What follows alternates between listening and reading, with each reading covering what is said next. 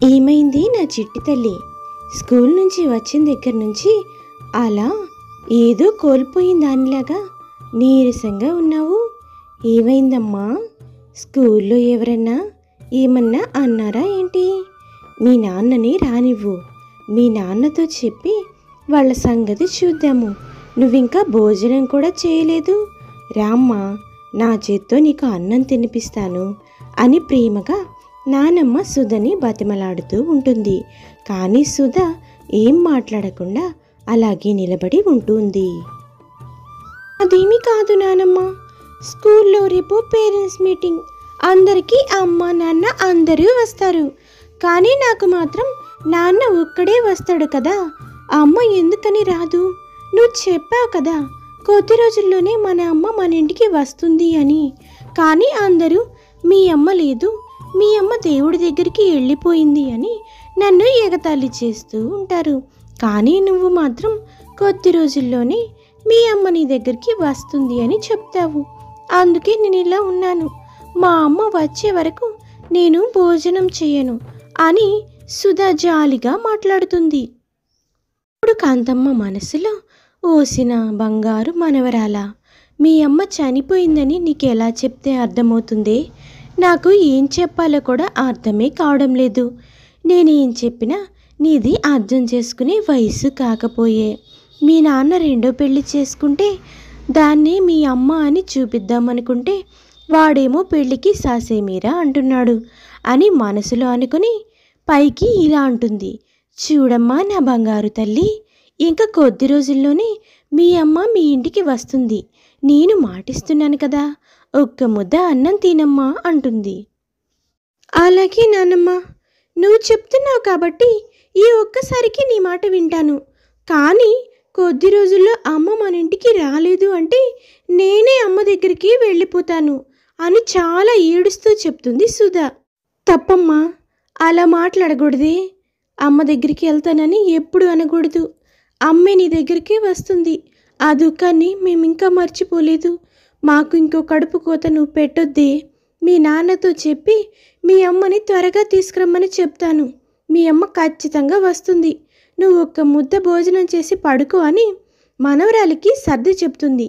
కానీ మనసులో చాలా విలవిలలాడిపోతుంది మనవరాలి మాటలకి కాంతమ్మ. ఆఫీస్ నుంచి ఇంటికి వచ్చిన సుందర్ కాంతమ్మతో ఇలా అంటాడు. అమ్మా, సుధ భోంచేసి నిద్రపోయిందా? ఈరోజు స్కూల్ నుంచి లేట్గా వచ్చిందని విన్నాను. ఏమ్మా, నేను ఇంకా ఆఫీస్ నుంచి రాలేదని సుధ చాలా కోప్పడిందా? ఈరోజు వర్క్ చాలా ఉందమ్మా. త్వరగా వచ్చి సుధని పార్క్కి కానీ సినిమాకి కానీ తీసుకొని వెళ్దామని అనుకున్నాను.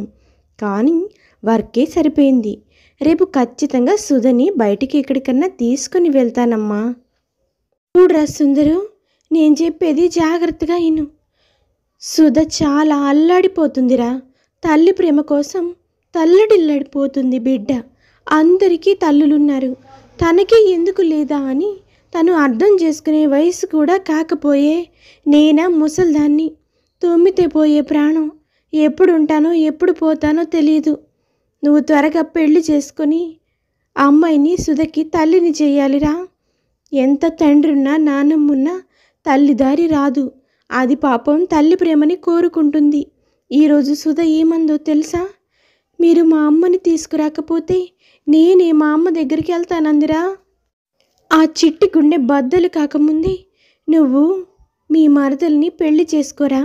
మీ మరదలు నీ గురించి అన్నీ తెలిసి సుధని తన కూతురిగా స్వీకరించడానికి సిద్ధంగా ఉంది. నువ్వే నేను రెండో పెళ్లి చేస్తే చేసుకోను అని ఇలా కూర్చున్నావు.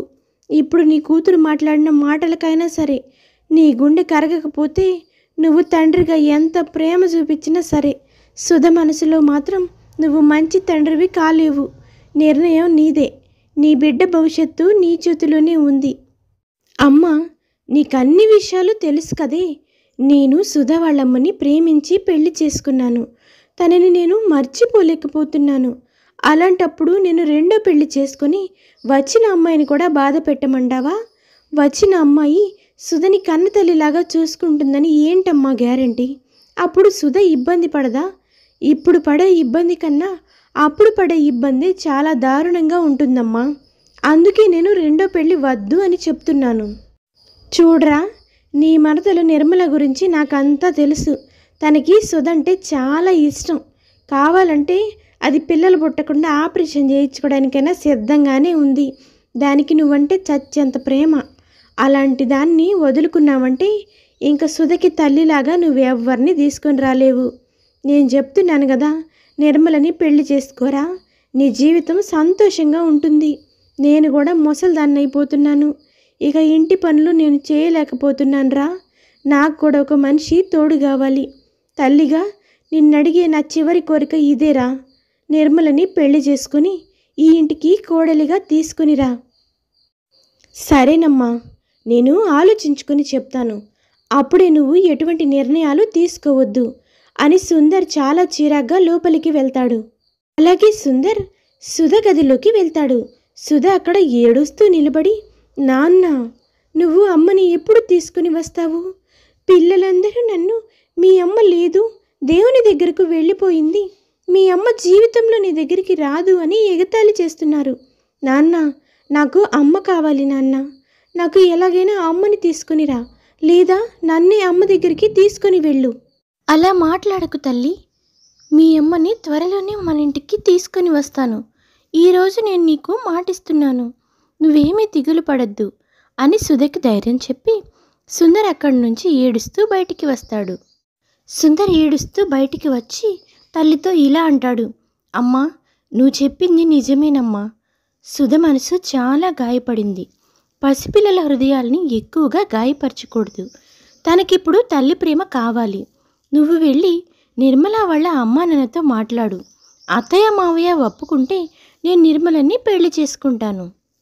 ఓరి పిచ్చి సన్నాసి, వాళ్ళందరూ ఒప్పుకోకుండానే నీకు నిర్మలనిచ్చి పెళ్లి చేస్తాననుకున్నావా ఏంటి? వాళ్ళందరూ ఎప్పటి నుంచో సిద్ధంగానే ఉన్నారు. కానీ నువ్వే ఇప్పటి వరకు పెళ్లికి ఒప్పుకోలేదు. ఆఖరికి నీ కూతురిపై నీకున్న ప్రేమే నీ పెళ్లి చేసుకునేలా చేస్తుంది. అయితే మాత్రం ఏముందిలే, నిర్మలమ్మ మన ఇంటి కోడలవుతుంది. సుధకి తల్లి లేని లోటు కూడా తీరిపోతుంది. వెంటనే వెళ్ళి ముహూర్తాలు పెట్టించుకొస్తాన్రా వెర్రి సన్నాసి. అందరు ఇంకా నిర్మలలా పెళ్లి చేస్తుంది కాంతమ్మ. ఇది ఈరోజు కథ. ఇలా పెళ్ళైన తర్వాత సవతి తల్లి సుధని ఎలా చూసుకుంటుంది అనేది నెక్స్ట్ పార్ట్లో చూద్దాం.